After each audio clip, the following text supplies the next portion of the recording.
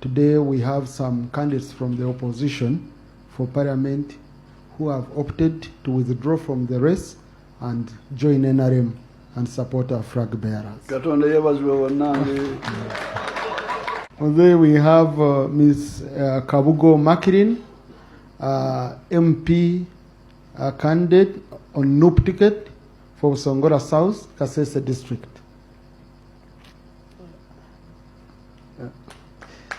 Umusongora kati overo uli mchibina cha wana umusongora kati she's a mkonjo mzee wasinje mzee. We have Mr. Twine John, NUP candidate for MP in Toroko County. Is there? Yes, he's here, mzee. We also have Kojo Sam from you are this Bunyangabo, who also withdrew. And mzee, more and more are reaching out to us. He was a candidate? Yes, he was a candidate on NUP ticket. For parliament? For parliament. Oh. And now he joined us. Mzee, more and more are joining us, and we shall be bringing. I'm Honorable Julius Ochieng, a former member of parliament for Kaplebyon County, and also doubled as a chairman LC5 for Amuda district. And this time, I'm a parliamentary candidate for Kaplebyon County, 2026-2031. I have chosen this evening to appear before the camera with a reason to categorically clear the air. A message circulating in the media that I have struck a deal with the NRM leaders. I want to say very clearly that no deal has been struck or entered with any NRM leader. I am not an NRM person. I'm a member of National Unity Platform. Some people are saying met with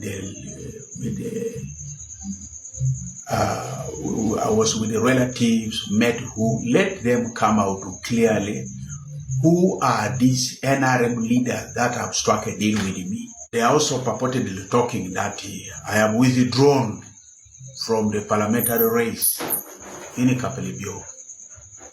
I want to say that is absolutely rubbish. I am telling you the group behind this packaging of a propaganda are the people that are finding it very difficult on the ground to canvass for support. And they believe coiling information in that manner, it can help them. But that cannot help. I am still the candidate, and I want to inform the viewers and the listeners, these people are suffering out of pressure on the ground. These people have lacked tactics and strategies of canvassing for support. Ugambo cha mwana wa mama. Shame, shame, shame. Shame, shame, shame upon you, Deputy Speaker Thomas Tayebwa and the entire NRM cabinet. Shame. Muswadde. Ate mwekuba nnyo endobo. Kubanga olwaleero NUP etannaweza na myaka 6. Bwe kiba nti musobola okukwata bakandidenti baayo nga mubazo bboka wasinga, mubazo okubatiisatiisa, mumaze okubagulira n'obusente ne mubapaledinga, ne mwekubya obufaananyi ne mutuuka ne kusira eripostinga nti ono abadde kandidenti wa NUP nga yesimbyewo ku kyobwa MP Lwampala district, ne kakati adifectins okuva mu NUP n'ajoininga winning team NRM. Winning team eyakamala mu bufuzi emyaka 4. The same winning team eyo ezenge kakasa banna Uganda nti NUP ne Bobi Wine bali mu Buganda outside Buganda naddala nga Mwankole Nuupu teriyo tebagimanyi ne Bobi Wine tebamumanyiyo. Naye twalaba ku maanyi ge mwakozesa nga His Excellency Kyagulanyi atagguludde ebigere ayingiddeko Mwankole. Gye muwoza, gye musibuka, gye musinza obuwagizi era NUP gyetali era Bobi Wine gyatali. Ninnalaba amaanyi ge mwateekawo ne mutuuka ne ku extent ekwata abawagizi ba NUP ne bakandidenti ba NUP specifically abali bamaze okuweebwa kaadi oba fulaga ku bwa MP mu Ankole. Oluvannyuma lw'okuyisa akasente n'okubatiisatiisa notiisa famire zaabwe abamu ne balemezaamu. Mwatuuka ku ssira erisembayo ne mugamba kati tulina okukola kubakwata tubakuteke. Kekiri nti Bobi Wine ali mu mbalala muno. Tukimanyi bulungi nnyo bakandidenti ba NUP bonna naddala Mwankole bagenda kuggwayo bagenda kubeera kulaale. Katubakwati katumuteegere ebuzzi bwera tukwate bakandidenti abo tubayingize emidamunda tulabe bwe batakkirize kufuluma NUP n'okusuulawo n'okuva ku bifo byabwe ne bagamba nti bavudde mu lwokaano balekedde aba NRM. Kyekintu kye mwakola. Olwaleero oli proud okutte candidate Sarah Kichoncho woman MP wa Rampala district. Omufulonti nzogamba defectings okuva mu NUP na joininga NRM winning team. Naye ono yakwatibwa ebuzzi bwera.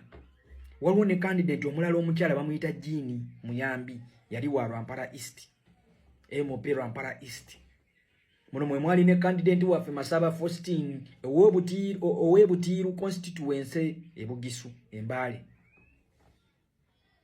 Naffe tubabuuza Sarah Kichoncho ne Jini Muyambi abali ku fayiro yemu era nga bapaledingibwa mu court ne baganda baffe Masaba Faustin ne bakandidates abalala bakyali embalala mu main prison.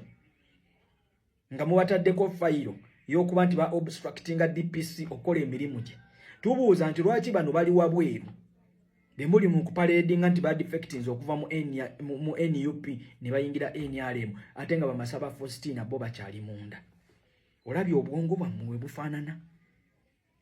Deputy Speaker Mulamba oli mu kupromotinga impunity. How can you convince someone or how can you convince Ugandans that someone who was arrested, you are parading someone who was arrested for obstructing the DPC from executing his job or his work? Someone who would have been in prison with his or her fellow comrades who were arrested.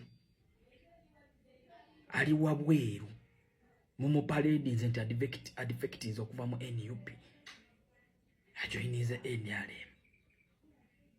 Mwe mulooza bannayuganda basiru to that extent.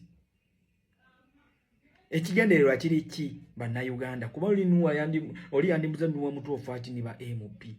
Kubanga eriyo abanyiivu abagamba nti Mwankole twasalwa. Abaana b'Omwankole oba abantu abanyankole tebaliwagira Bobi Wine. Kyova olaba abamu bajja eno kukola business ne bamala ne basala ne baddayo mu NRM. Eyo mentality abana abasajja gye bakwagalamu eyo yennyini.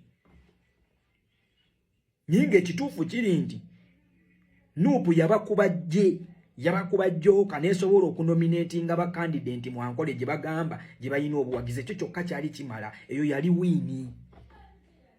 Kati bino byonna beekwata ku busubi kwagala kubbirako kalulu Mwankole. Basobola okuwajja no 7% ennene nga bajustifyinga nti Bobi Wine tasobola kuwangula Mwankole gy'atalina mubaka yadde n'omu. Kyova olaba Mwankole awo osigazzaawo bright. Ninga NUP yasobola okunominatinga ba candidates Mwankole awo almost 8. Naye omukaaga baguguze bagutiisizza ne baguwa obusente. Imagine taxpayers money. Basobola okukwata sente milioni 5 ne baziwa candidate ave mu lwokaano. Nenga mbalala General Referral Hospital teri mu ambulance, teyina ambulance yadde eziwera 3. N'ebitanda ebizaalisibwa nga tebiriimu. Beba n'abakulembeze. Ne Thomas Tayebwa ndi wano okutegeeza nti bannayuganda si basiru abantu b'Omwankole abanyankole si bajeganga we mulowooza era ekyo kukola bakimanyi. era mwe muba mulowooza nti obutakkiriza Nuupu kufuna bakandidate mu Ankole kigenda justifying ensonga yammwe okwa gino 7% ennene nnyo mu Ankole, ako kafu tekigenda kusoboka.